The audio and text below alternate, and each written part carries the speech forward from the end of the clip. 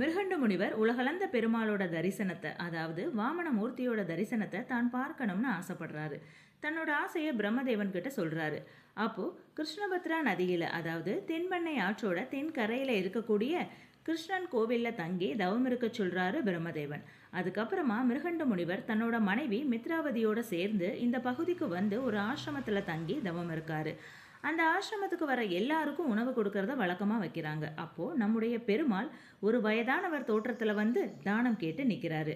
அப்போ பார்த்து அந்த ஆசிரமத்தில் கொடுக்க ஒன்றும் இல்லாமல் போயிடுது. அப்போ மித்ராவதி பெருமாள் கிட்ட வேண்டுறாங்க, நான் உத்தமினா இந்த பாத்திரம் முழுவதும் உணவு வரணும்னு வேண்ட பாத்திரம் முழுக்க உணவு நிரம்பிடுது.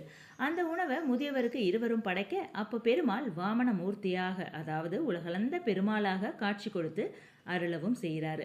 அப்படி மிருகண்ட முனிவருக்கு உலகளந்த பெருமாளாக காட்சி கொடுத்த இடம்தான் திருக்கோவிலூர் உலகளந்த பெருமாள் கோவில். இந்த மிருகண்ட முனிவர் வேற யாரும் இல்லை, மார்க்கண்டேயரோட தந்தை தான். இந்த கதை உங்களுக்கு பிடிச்சிருந்துச்சுன்னா please subscribe, like and share. Thank you.